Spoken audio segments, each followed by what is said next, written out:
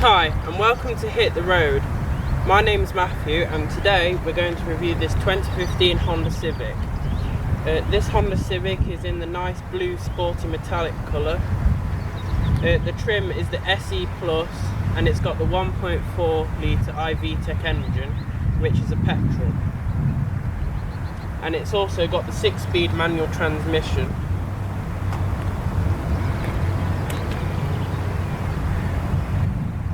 Let's go around the good features of the car now. To start off, we've got daylight running lights here, halogen projector headlights, front fog lights, honeycomb grille, and if it was the sport trim it would also have honeycomb grille here on the fog lights and here, and these would be black instead of chrome.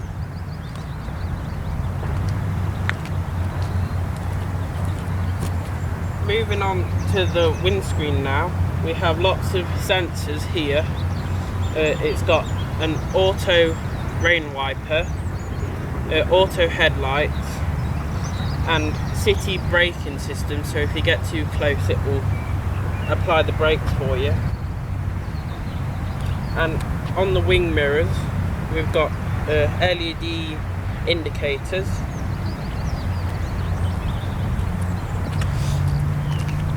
And also we've got front parking sensors to help you park in tight spaces.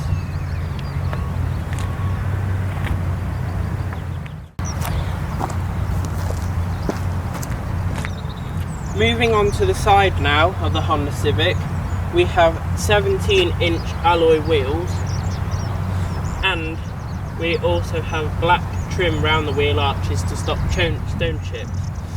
And on this particular Civic, as an added option, we have front mud guards and rear mud guards. And on the facelift trim of the Honda Civic, you also got sort of door guards that match the colour to stop scratching on the door as much. And as this is a Honda Civic SE Plus trim, we don't get rear tinted glass. But that is a thing I might add in the future. Same with the front, I might add a little bit on the front.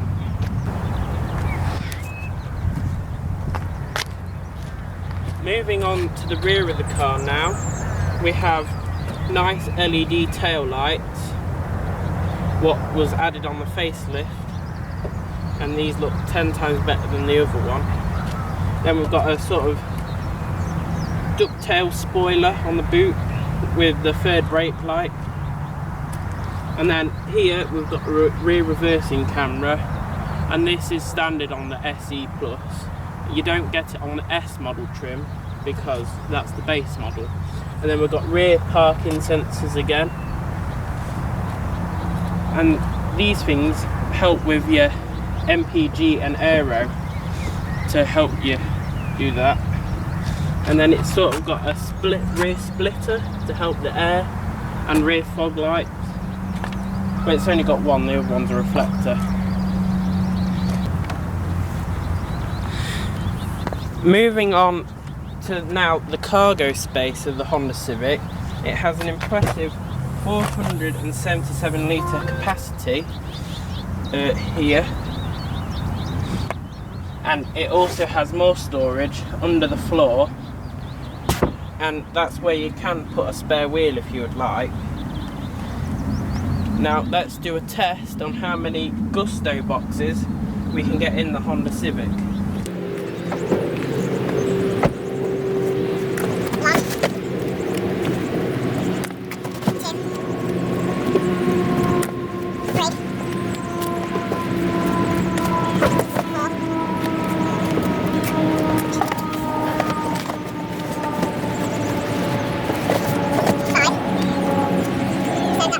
In the boot area. Now let's move on to the magic seats. That's what Hondas are good at.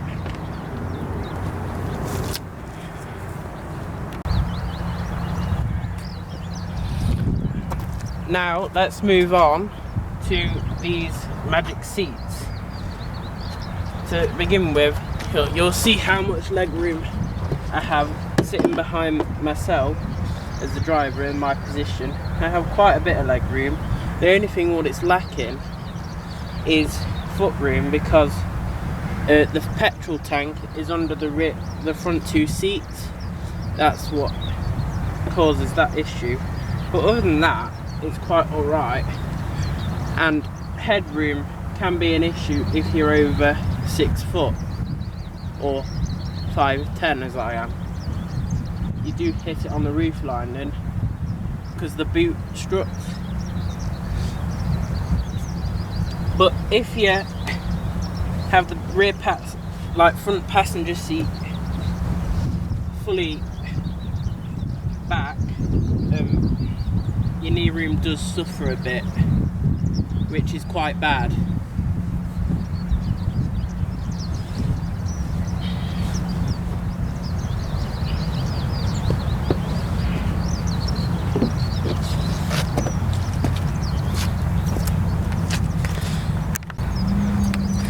Now, what makes these seats magic? Well, I'll tell you.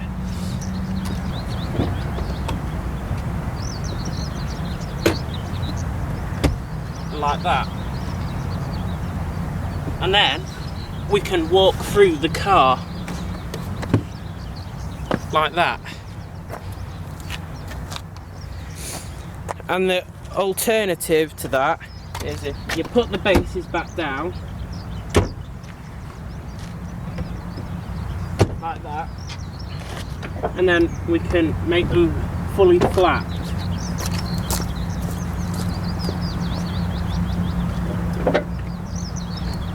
Like that. And then we can fit even more boxes.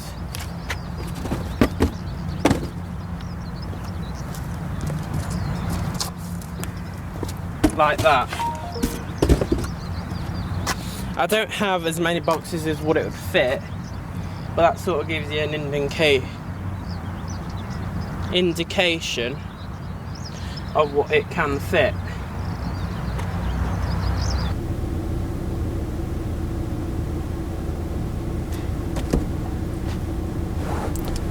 Moving on to the front of the vehicle, as it's running now, we have dual zone climate control, so I can adjust the temperature the passenger side to like 19 degrees, and mine can be the low or 16 degrees.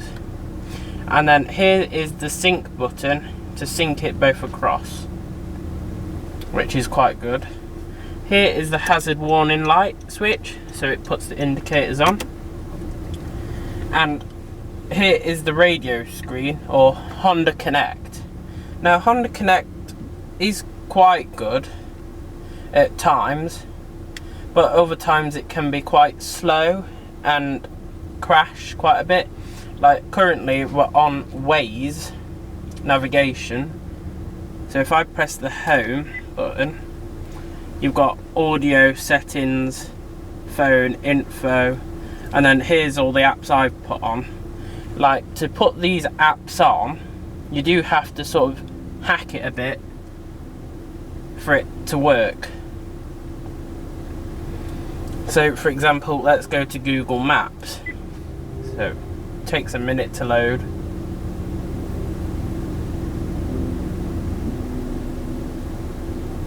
And there we go, we're on Google Maps. It is quite an old version, but it is up to date with all the traffic and maps, which is quite good, because Honda Connect runs Android 4.04, which is well outdated now because we're on Android 12, soon to be Android 13 I'm thinking. Anyway, there's no Apple CarPlay or Android Auto, which is a shame. I wish there was, but there's no way of getting it on, sadly. And like, I put Spotify on it, and VLC media player, and Netflix, Google Chrome, radio player, but tune-in radio doesn't work that well, sadly. And it's got Bluetooth telephone, and then if we click on info and then go current drive, it will say my average fuel. So previous on coming here was 13.4 mpg, which is not too bad, but it's not getting near its claim because it weren't a long drive, it was literally a couple of minutes. But if we go to history of trip A, over 6,192.2 miles, it's averaged 40.4 mpg, which is quite good.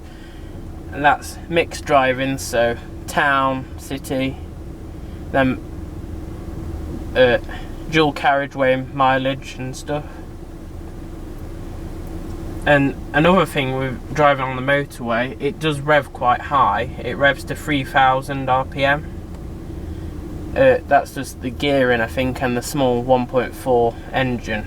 But it still returns good MPG normally. Here we've got auto stop start on or off. So if you click it, it's got a little light and that shows it's off. Auto stop start is meant to save you fuel. It is at traffic lights when you stop for a minute or two.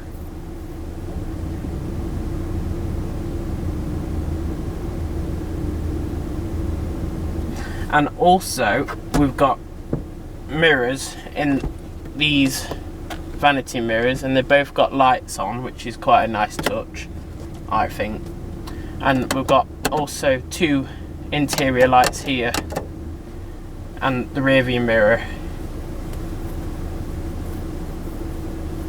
And on the steering wheel we've got lots of controls, like we've got cruise control. It's not the optional adaptive cruise control, sadly. That's an added extra, but it's nice. It's got cruise control and a speed limiter. So if you don't want the cruise control on, you just want to keep the speed to yourself, you can limit the speed. So say this is a 30-mile-an-hour road, I can set it to 30 miles an hour and the car won't go no faster than 30 miles an hour, which is quite good. We've got auto lights, front and rear fog lights, auto wipers, all auto windows, which is good. So if your hand got in the way of the window, it would automatically roll down, which is quite good. We've got a manual handbrake for your handbrake turns if you want to do them. And the storage is quite good in the glove box and in this armrest. And we've also got two USBs in the armrest, a 12-volt socket and a HDMI, which is quite good. So if you wanted to put your laptop on that screen, you can do, or your PlayStation or Xbox, but you just need an external power source. And then we've got a 12-volt socket here. So there's two 12-volt sockets in the front and then one in the boot area, which is quite good. And this little screen here is the Imid Display. And the Imid Display sort of tells you things about the car. So that's the time, it's 10:32. That's the radio station I'm listening to at the moment, Capital East Mids. And then here it's giving you fuel economy, instant fuel economy, and the range of the car currently. So it's 351 miles currently we can go, supposedly. And the car has done, since I've owned it, quite over 6,000 miles. It was on 19,229 and now it's on 25,572 miles. But you can change it to kilometers. So if you were driving in Europe, all we'd do is press menu, then speedometer unit, and then we go to kilometer, and then we press menu, and then everything is in kilometers an hour. So in kilometers this car has done 41,172 kilometers, and the range we've got is 565 kilometers, and 30 miles an hour, what I set on the limb a minute ago, is 48 kilometers an hour. So that's quite good. So if you were driving in Europe, it's easy to change, which is good. And you can also set speed alarms if you want. So you can set them at any speed you want. And Econ, so that's off at the moment, and then that's on. Econ basically reduces the air conditioning, so it uses less fuel, and adjusts the engine so it produces slightly less power but for more fuel economy, and it adjusts the cruise control and how it works. So if you're thinking about going down a hill,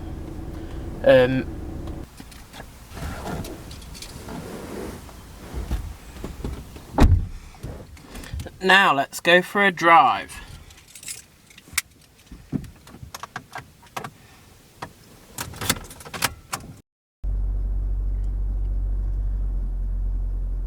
First thing is first, to start the Honda Civic, we have to put the foot fully depressed on the clutch to start, and then you turn the key.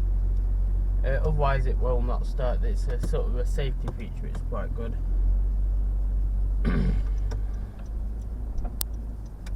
So to drive, the power steering is very light and easy to use, which is quite good. The gear changes are smooth.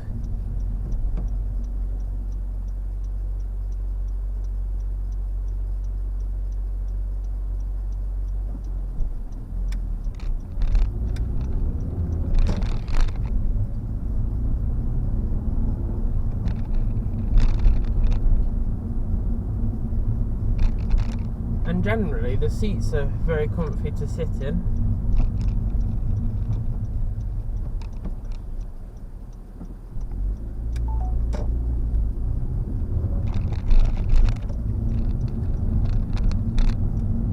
And it's easy to use the indicators because it's in good arm reach with the steering wheel.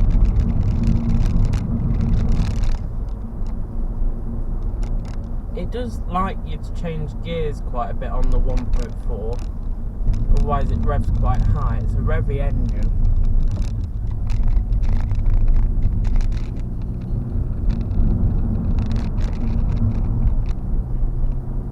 Which is quite good. It makes its power from 4,000 RPM mark. Or what, like when you want to overtake a vehicle on the motorway, for example, it can be a bit sluggish if you're in top gear, so you do have to drop it down a couple of gears to fourth, and then it really picks up the speed.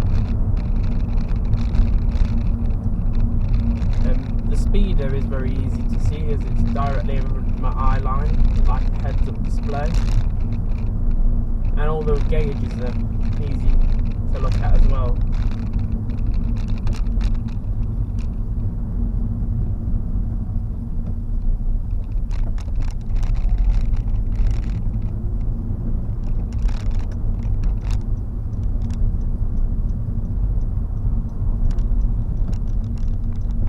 Just slips into gears.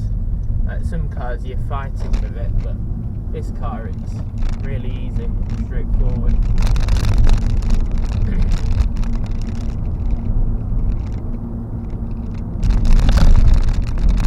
It makes it really easy to drive together.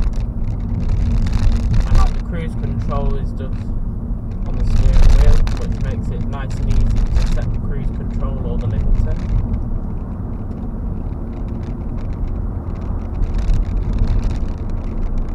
It won't go no faster than 50, which is this road.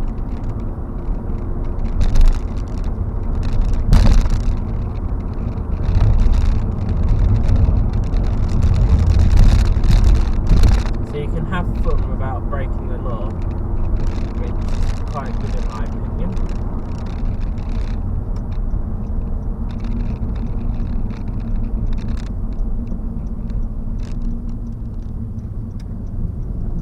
Now let's get it onto some twisty country lanes.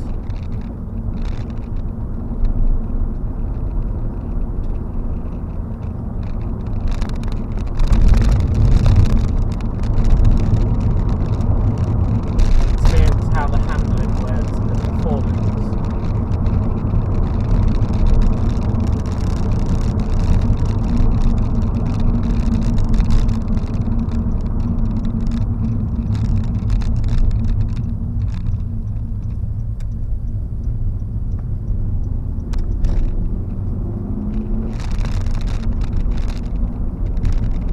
This is quite a local road to me. It's got quite a lot of potholes, but it's been filled, so it's a bit lumpy, but the Civic handles them quite well. It does jolt it a little bit, but you can't feel them overly too much, which is quite good. Yeah, so the Civic feels quite good over the bumps, but does crash, like sort of crash over really sharp ones and deep ones, as the suspension is set up for a sporty ride. And like you can really feel like it's meant to be like the Type R version, just not as low, because it does handle really well around the corners.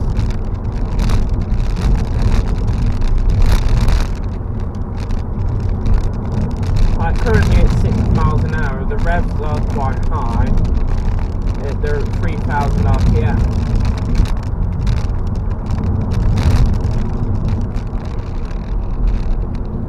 But that's my only complaint so far with it, the revs just are quite high in top gear, so 6th gear. Overall, the visibility out the side windows and the side wing mirrors are quite good. The only thing what I would say it could do better is the rear view visibility out the rear view mirror. It does cut it in half with the rear spoiler quite a bit, but generally it's alright, you can see out that window.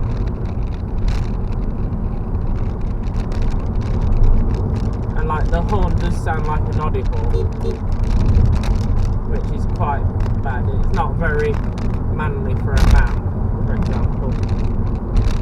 You get a better horn sound from a Volkswagen Golf, but rivals this car.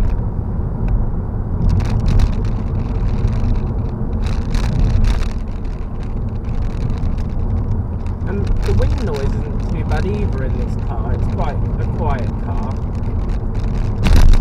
Tyre noise can be an issue, but I think that's depending on what tyres you've got. Currently it's sitting on some Goodyear tyres.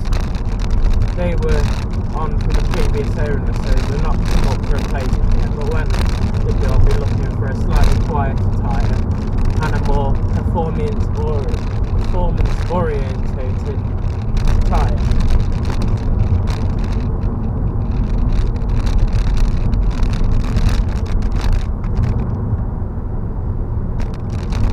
But the Mark 9 Civic is a very good all-round car. It's got plenty of luggage space, it's a good handling car. The seats hug very good. It's got an central armrest for the front seat passengers and a rear one. It's got a nice easy driving feel to it. It's a very comfy car for long distance as well. I think it returns good MPG.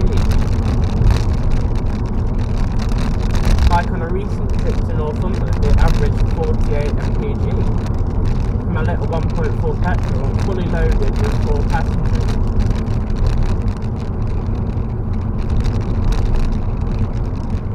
So I was quite impressed with that, and that was at 70 miles an hour as well.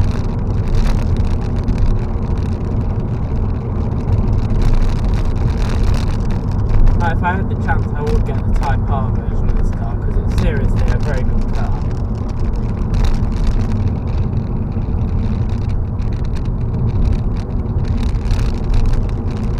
I'm impressed. Like, soon, in autumn 2022, the new Honda Civic Mark 11 will be coming out to Europe. It's going to be a hybrid only, sadly. But the American market do get the Honda Civic SI, which is a bit like this with a 1.5. It's basically a downgrade slightly from the Honda Type R. It's a shame the European market doesn't get it, but we get the Type R as well.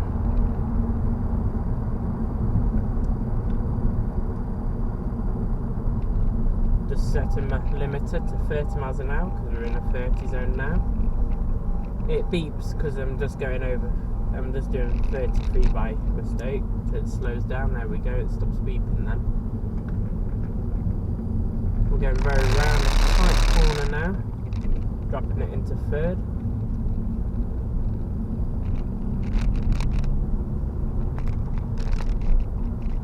And the brakes are very good as well on this car. For stock brakes, they're very good. They do stop very well.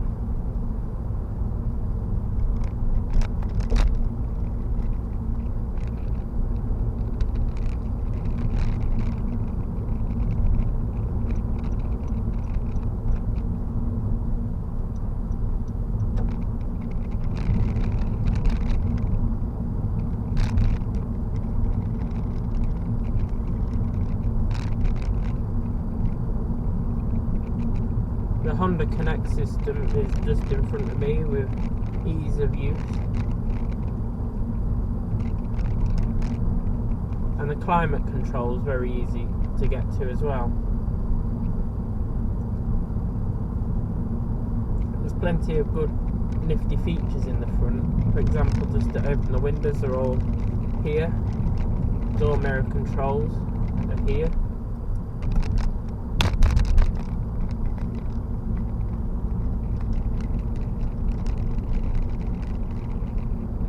It's a well thought out car, Honda designed there. In the American market, they did get a slightly different shape and model to what we get in Europe, but I prefer the European shape.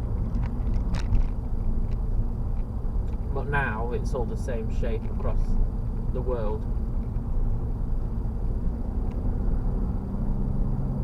Which means it's cheaper for Honda to produce, as they're producing only one body type.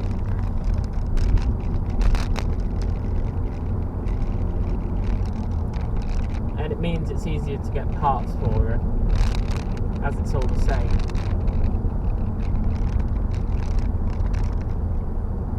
Like this 1.4 I Vtec unit in the Civic also came in the 2009 to 2015 Honda Jazz. And that's the next car I'll be reviewing.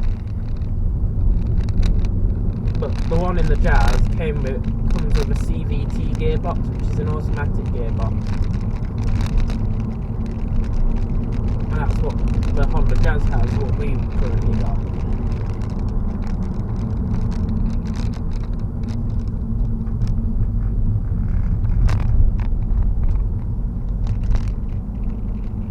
Like, currently in 4th gear, it does take a little bit to accelerate in the gear, but once it gets past 2,500 revs, it really does get going.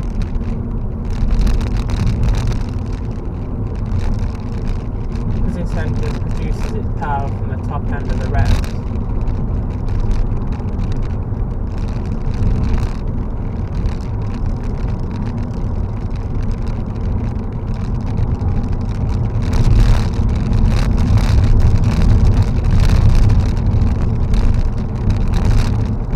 Fuel capacity of the Honda Civic R9 has got a 50 litre tank, either diesel or petrol tank depending on what model, and there's a range of engine choices.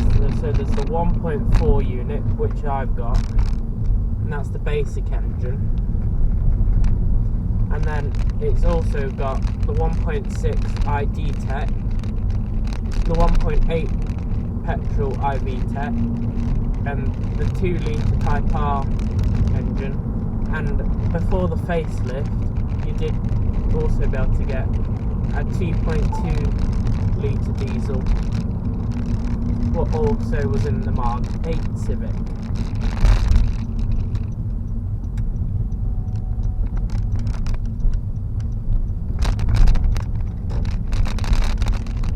So there was a wide choice of engine choice, what you got with a Mark 9 Civic.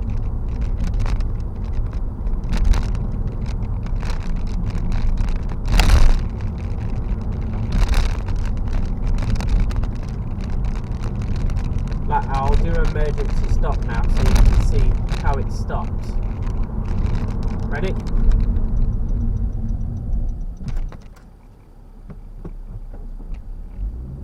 And it also flashes the hazard warning lights, which is quite good to tell people you're hard braking. Like, it is very sharp at braking. It's like a sort of it's like a sports car, in my opinion. It's a very well handled car.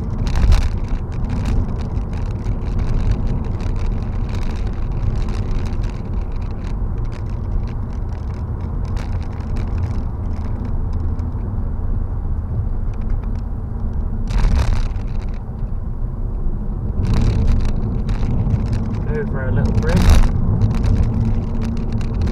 It feels like you're getting air a little bit, but you're not.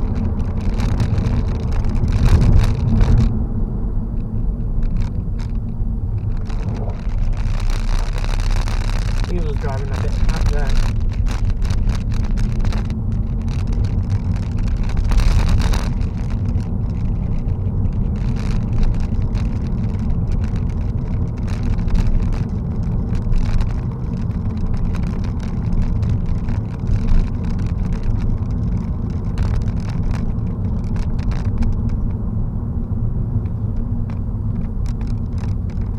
We're going over a railway line now,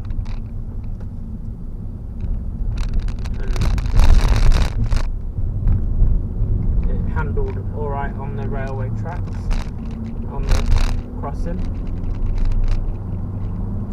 and when you want it to, it does get up to speed quite quick.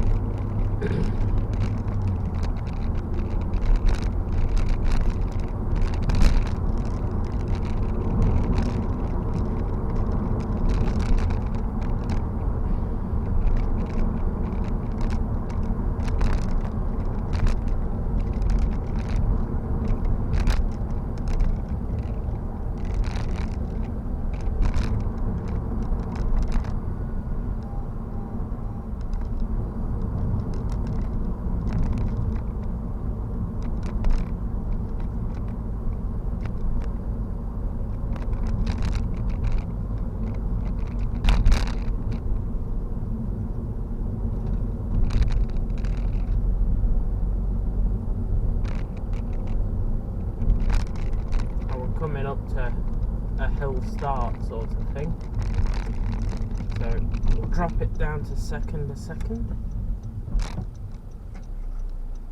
apply the handbrake, and away we go.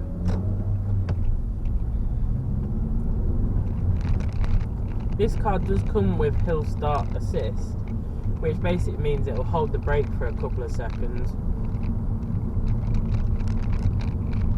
and you'll be able to do a hill start, but I wouldn't trust it because I have tried to do it and it did roll back a bit, so I don't think that feature works as well as it should, in my opinion.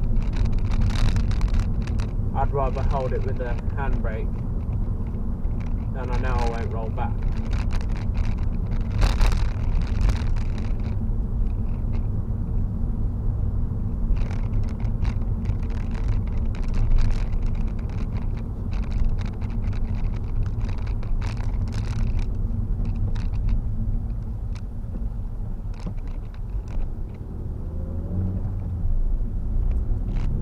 Currently we're in a village and it handles a village quite well.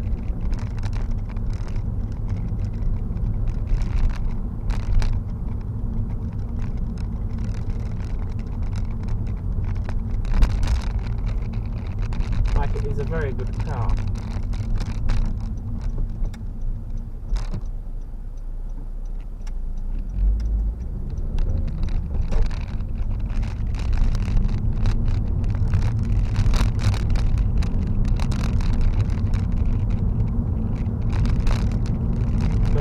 Just letting us know when we're 30, which is quite good, and no matter how far I got my foot on the accelerator, it will not go faster than 30 unless you put your foot right to the floor on the accelerator, then it will go quicker,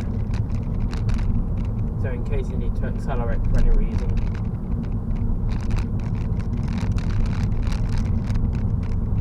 Which is quite a good feature. In a minute we're coming up to a 60 zone, so I'll show you quickly what it is like when we reach the 60 zone.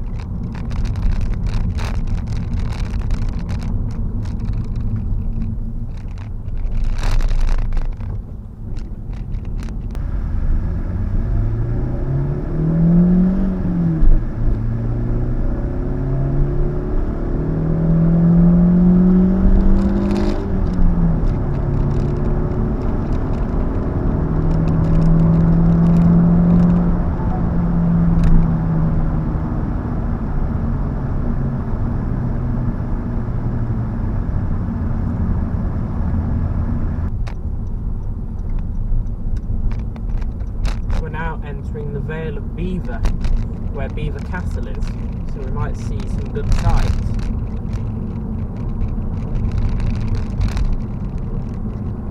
We're getting onto a more twisty road again.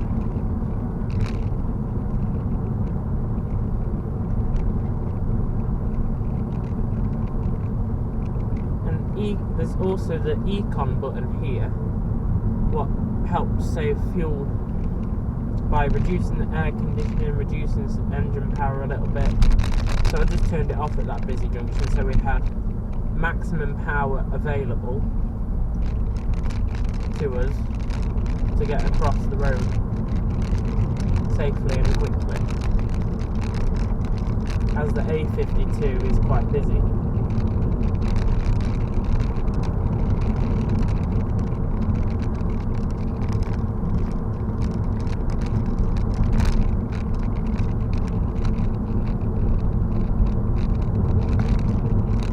The Honda Civic SE Plus does come with a lot of features.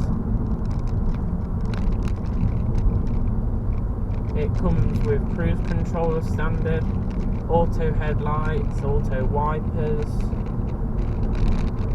auto fog mirrors when you do it from the key. You can also undo all the windows and put them back up again from the key. So if it's a very hot day, you can open all the windows before you get in. It's got dual zone climate control for me and the passenger, so we can have it at different temperatures. And the stereo comes with 6 speakers.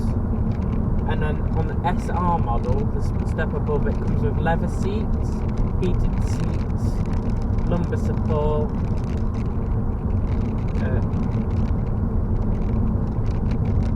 glass roof, and 8 speakers and a subwoofer.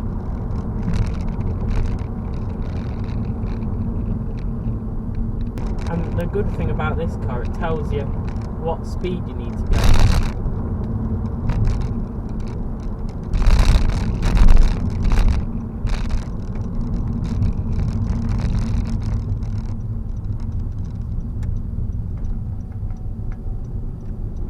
We're on the road up to Belvoir Castle.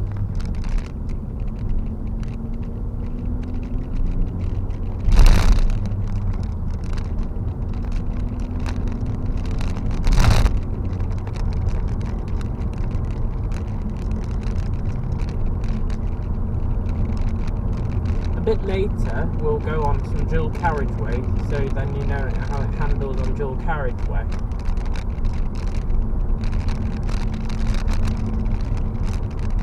I would go on a motorway, but it's a bit far for us to go, as the nearest motorway is near Nottingham. Then that's the M1, and that's a bit far for us to go.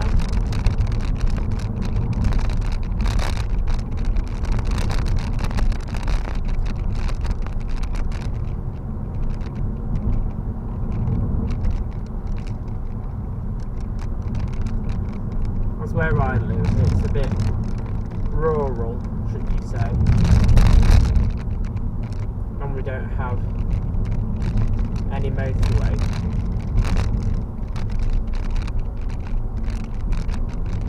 But dual carriageway is fine. We've got the A1 and the A46, the A17, the A52, and we've got lots of good roads. now we're on the A52 heading towards Grantham, so we can get on the A1 and experience dual carriageway at 70.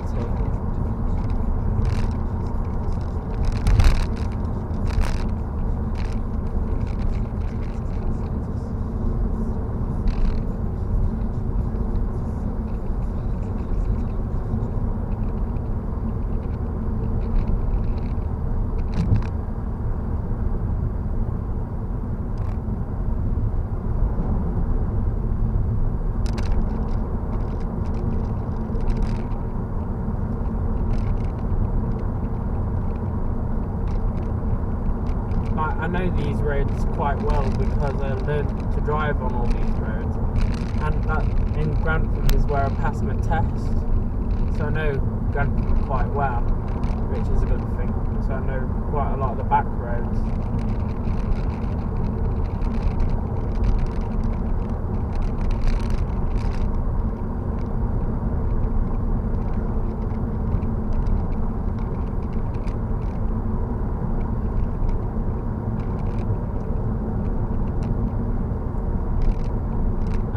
Volkswagen ID3 behind me, which looks quite nice. Eventually I would be having an electric car, but I can't afford the insurance or buying it at the moment, because I only passed my driving test last year. That's why I can't afford it at the moment.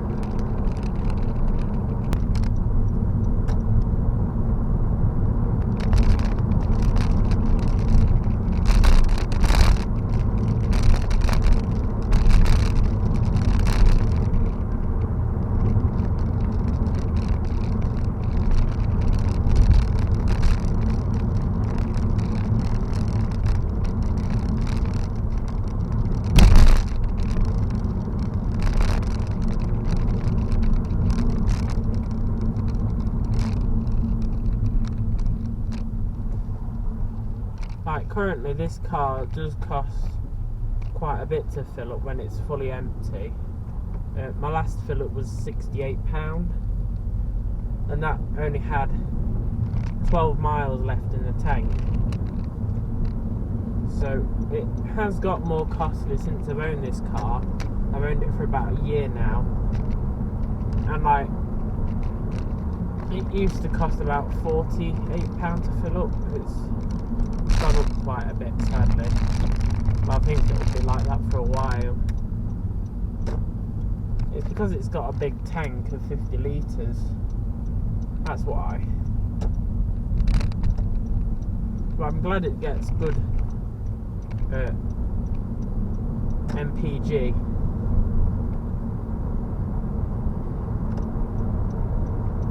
So we're just about to join the A1 northbound and get it up to 70.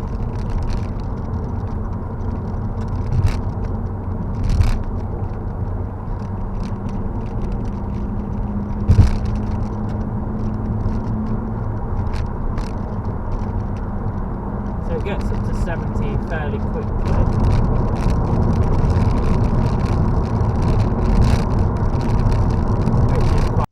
So, what's my final verdict on the 2015 Honda Civic SE Plus?